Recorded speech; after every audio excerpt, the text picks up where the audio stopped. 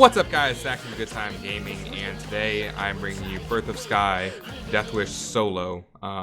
This heist was a real piece of shit to get done. I died quite a few times with it. I'll probably do a death reel compilation because it's pretty bad. Part of the problem is that it is kind of difficult to do anyways, and there is a bit of luck in terms of where the pallets drop.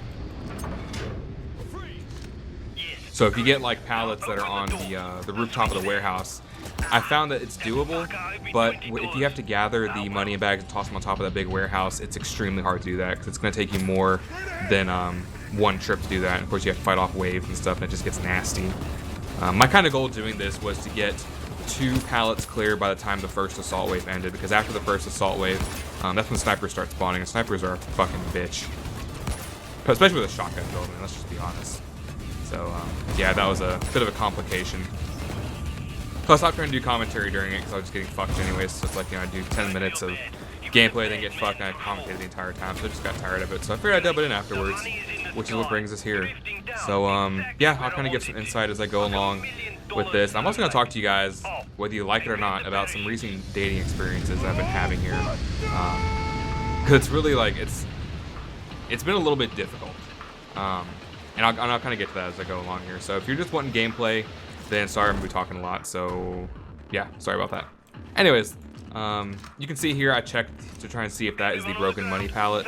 Obviously it is, so I go ahead and land on the roof.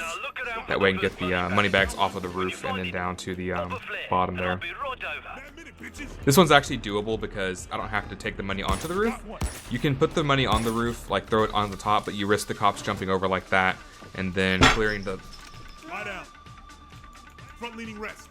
And then clearing the bags and taking them off. If you notice there, I kind of like freak out whenever those black cops and the spook cops, they spawn. Those guys do a shitload of damage. Like the Death Wish cops aren't even a problem at all.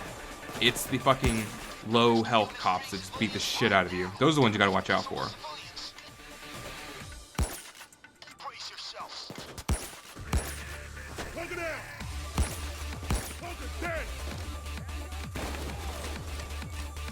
But anyways, yeah, so there's this girl I've been talking to for quite a while. She used to be a preschool teacher, and that's actually kind of how I met her. So as most of you guys know, I'm a therapist, and our business, we had a contract with with Head Start, so it's like a preschool basically for like underprivileged kids. And with that, you know, we were assigned to different Head Start centers, so we'd go there and we'd work with the kids and teachers to take care of the mental health needs of the kids there. And so I went to her center, which is like out in the middle of nowhere basically. And you know, through the course of that time, we kind of got to know each other, kind of got a little bit closer, I guess you would say. And I decided one day, like back in like March, it was a little bit after I broke up with my ex, or she broke up with me, whatever you want to say. So I was single at the time, but I decided to, you know, ask her out because I thought she was interested in me. And so she was like, yeah, we'll go out. And then like she basically like texted me, is like, well, we'll go out, but I just don't want to like make it into anything because I'll tell you whenever I get there. So I was like, okay. So I was a little bit confused. I thought maybe she didn't actually like me. I just kind of like saw something that wasn't there, which made me feel kind of stupid. So she comes out, and basically, long story kind of short, she basically explains that, you know, she's very much like a devout Christian. I'm not Christian at all. I actually hadn't told her what my religion was back then. She just kind of assumed, I guess based on the fact that I didn't ever talk about my faith because I didn't have one. I'm agnostic. So I guess she kind of figured that if I was Christian, I'd probably be telling everybody about it, which I guess maybe that's true, I'm not sure. But yeah, so that basically, because of that reason, 99.9% that reason is why we didn't end up dating. So then some more time goes on, and I decide, it's like maybe in May or so, I decided to give it another try. And of course she says no, because I mean, she's been sending me like all these signals, like, you know, want to hang out with me, want to spend time with me, and I'm just thinking, well, maybe she has different, you know, kind of thoughts on it. So, you know, the last time we had entertained the idea, she had liked the fact that I had been willing to, you know, ask her out in person, not like be all sheepish about it, because I mean, it's like how you should do it, right? Do it in person. So then she again said no, that, you know, basically the same stuff as before. So I was like, okay. So the kids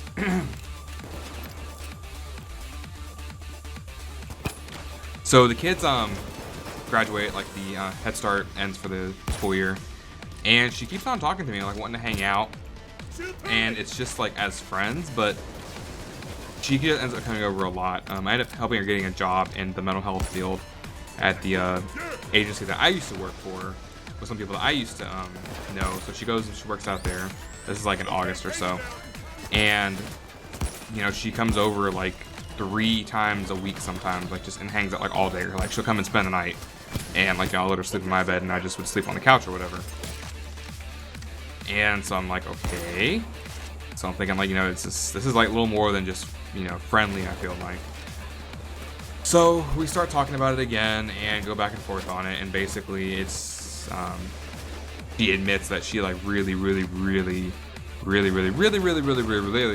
wants to be with me and wants to date me, and she's always kind of just downplayed it this entire time because she didn't want to, like, I don't know, like hurt me or something like that. But she really wants to date me, basically what she tells me, but she can't because it basically goes against the Bible, because the Bible says that you should date someone who is of your faith, basically. And since I am not, and the chances of that are so close to 0 so as to be 0, it's not going anywhere. Which fucking sucks. Sucks for a number of reasons. First off, the fact that, you know, I like her quite a bit. I mean, she's not like my ex. One thing, she actually has a conscience, and she actually supports what I do professionally. Like, you know, she doesn't put down what I do. She loves the fact that, you know, I work with kids and I'm very good at what I do with that. I mean, she saw it firsthand. I work with kids in her class, so she saw firsthand, like, you know, the amount of effort and the amount of passion I put into that. So yeah, she was very supportive of that, which is nice. And I just feel very I enjoy being around her. Like, I just, even stupid little things like going to McDonald's to get Diet Coke, like, that's a lot of fun. It's just enjoyable to be around her. But just, she can't get past the, you know, the whole Christian thing. Which, man, I'm not opposed to, you know, learning about what she has to say about things, and like, that was kind of weird right there, that shield falls through the ground. Yeah, I'm not opposed to, like, maybe going to church with her here and there, or like she wants to read some Bible stuff. I mean, I'm okay with that. I used to be Christian. I kind of gave up on it because there's just too many inconsistencies with faith in general. But yeah, that's basically what happened with that. So it sucks, and it's hard right now because, you know, she wants to be with me like very badly. I want to be with her very badly, but there's that complication. She just can't look past it, and we can't. There's no way that she can get through it without, like, violating God's will or whatever, God's word. So yeah, that sucks. I just need to get that off my chest and let somebody know about that.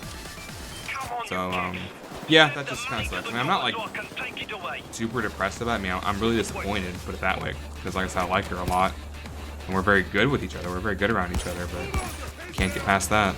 So yeah. But I'll stop boring you guys with that little discussion. I just wanted to, you know, like I said, get that off my chest a little bit and just talk about it. So yeah, relationships kind of suck sometimes. And, you know, and I have no problem with her being a Christian. You know, I'm totally supportive of that. If it's something that's important to her, if it works for her, you know, I say go for it. That's great. But yeah, it doesn't. That's not something that goes both ways in this situation.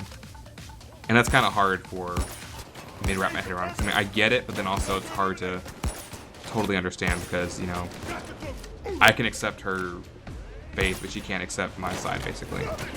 She can accept it as so far as, like, tolerating it and stuff like that, but not as far as, like, dating that kind of thing goes. So that sucks. That bulldozer got wrecked. So yeah, that's my week. Been pretty challenging, pretty hectic, like that. So we'll see. Nothing's probably gonna come from that, unfortunately, but you know.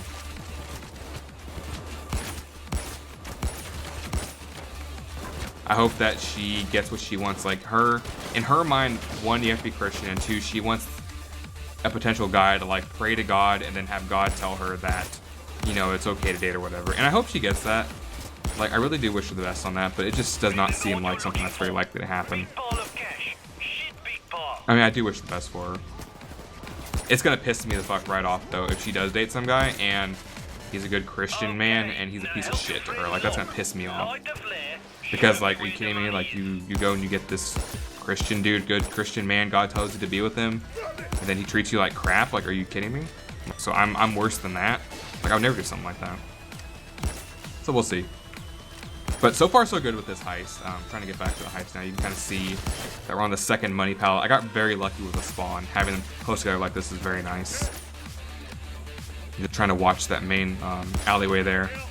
And then the warehouse to get them as they come through.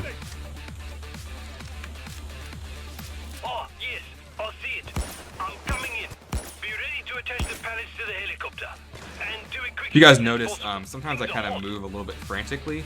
Like, I'll run for a little bit and then walk and like crouch and stuff like that. It's just to try and minimize the amount of time that I spend exposed to gunfire, basically to try and not die is what it comes down to.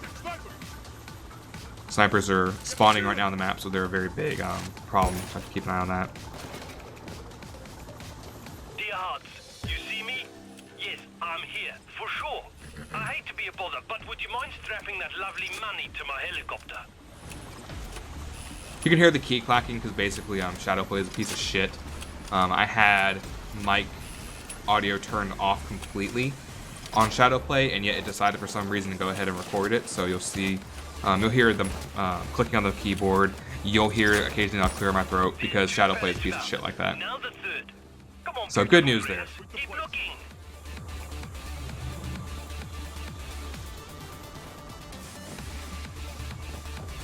I go ahead and open this up. I was pretty sure there wasn't a money pallet on the roof, but I wanted a safe place to be able to fall back to, which is why I went ahead and opened up this diner. Of course, I check and see there's nothing up there, so I move on very quickly. Again, if you watch here, I kind of hug the wall because I'm trying to avoid getting shot by a sniper. I'm trying to get a good line of sight on him where I can shoot him. And you see right here, I can't get that, so I kind of pass through the car dealership and then pop out on the other side. Peek him. And he's dead. Still looking for the money pallet, and we find it across the street here. Again, trying to keep my eye out for the cops. You see that one cop shotgun half my health down. That was one of the blue pissant cops, as I sometimes call them. Those guys are absolutely deadly. And they've been the reason for probably like half the deaths I've had in this. It's been very ugly. Me watching the sniper fire there, trying to stay behind cover and peek the snipers. Get them before they can get me. This one's actually kind of funny because I'm not able to kill the sniper, but he gets pushed back so far from my gunfire that he's not even able to shoot me. Like, he goes completely out of range and he can't get to where I'm at. So it's actually kind of good because he won't respawn if he's still alive, but he can't shoot me or kill me from where he's at. So pretty nice there. Of course, snipers do spawn by the car dealership over there, so I have to keep an eye for them. Make sure I don't get fucked by one of them, because that would be bad as well. I see the flare. Bravo. On approach. When I'm there, would you please attach the pellet to the helicopter? This is actually the first attempt I made Thursday night after I came home from work. I had been doing probably like 7 or 8 attempts in a row trying to get this heist down, and just failing miraculously at doing it. I actually only made it down to the sewers one time, which is pretty embarrassing for me. Like, I felt like I could do better than that, but it just was not clicking for me doing this one by myself. It got to the point that anytime I had a pallet on the warehouse, like on the roof of it, I would just restart the heist immediately because I wasn't even about to fuck with that. And of course, now the SWAT van turrets show up, which is always fun.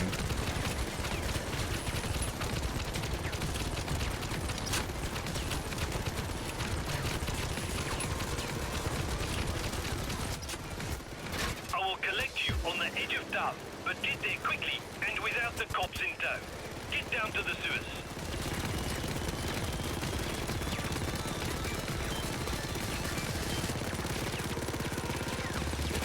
Again, watching for snipers. The sniper is much more deadly than the turret. He dies. So now I gotta kill the turret with my HE rounds, which will hopefully crit. And of course, you see he obliterates my armor very quickly, so I have to kind of hide for a little bit and get that back. The good thing is I at least have anarchists, so my armor is going to regenerate regardless of whether I'm being shot or not, so that's nice. You guys notice I kind of like skipped to the left there to try and get behind cover on that van, or the truck there, so I can get a little bit of cover while I'm trying to open the sewers. So I left you a little present.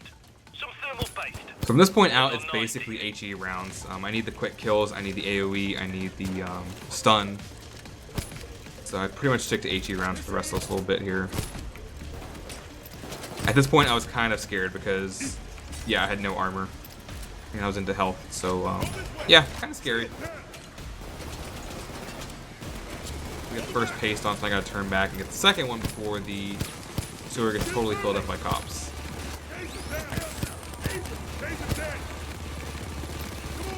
Second one, we can move on to the next area. Next area is Bulldozer City. You guys know that there's pretty much always bulldozers in the second segment of the sewer. I gotta try and kill them while also killing other cops too. Kind of a pain in the ass. There goes one. Whereas this time I start taking fire from multiple directions, so I gotta kind of stop. That Molotov was probably not a very good one to throw out. In retrospect to that, I probably should have thrown it behind me on that little bit of spot where the cops can rappel down. But I wasn't really thinking, I was just trying to not die. Again, just kind of clearing with the HE rounds. Very frantically trying to make every shot count, and I make it to the last section. So I heard a bulldozer come down. I go ahead to investigate that situation. Try and sort him out. Try and get some ammo too. Of course, I'm not able to get the ammo before I start getting shot at. And I try to run through there and find out, oh shit, you have to get inside of the boat to trigger that little escape path. So I have to go over here and hide. Try and get some armor back before I can get on the boat, which is also a pain in the ass.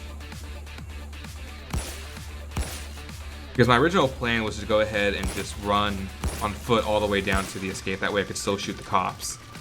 Not have to worry about that. So I try and take ammo again and start getting shot again. You notice here I get shot through the wall. Taking fire through the wall, which is nice.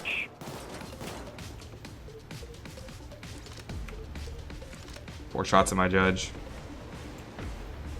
I have a little bit over 3/4 armor. I decided to go ahead and just make a fucking run for it. So there we go. We're out of here.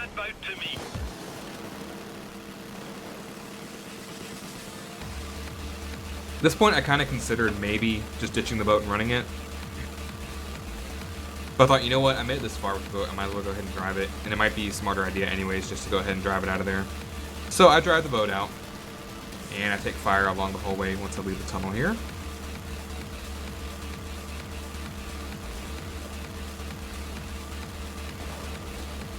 Driving. And we're driving. And we're driving. Driving. And we're taking damage. And we make it.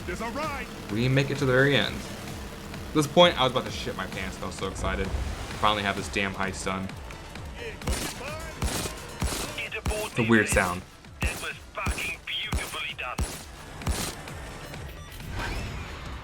And I did it. So I was very glad to have this one out of the way.